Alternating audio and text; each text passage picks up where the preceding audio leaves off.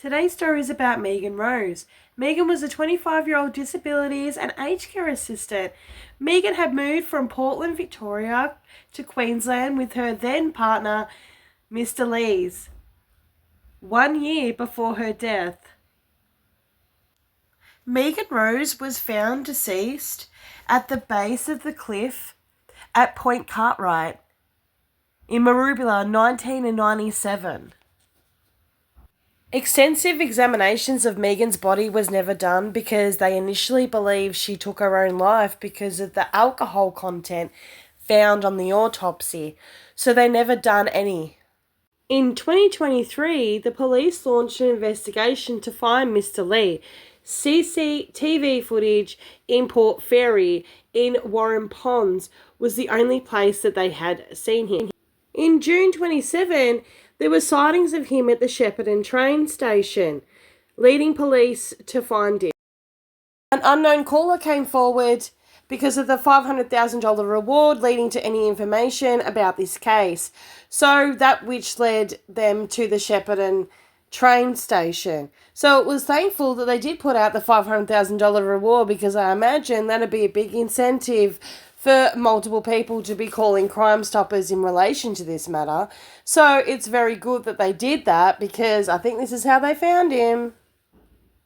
Again, it wasn't until a member of the public became aware of the $500,000 reward came forward.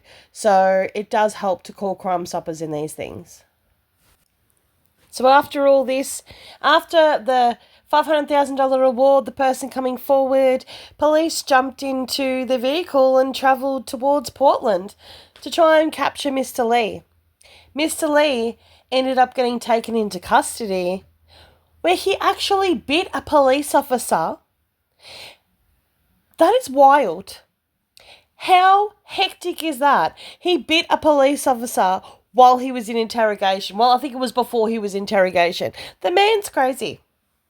Shows you what kind of man he is. He was also wanted for scams and identity fraud, stuff like that. So he's obviously a bad person. When they finally caught up with Mr. Lee, I can guarantee you look something like this.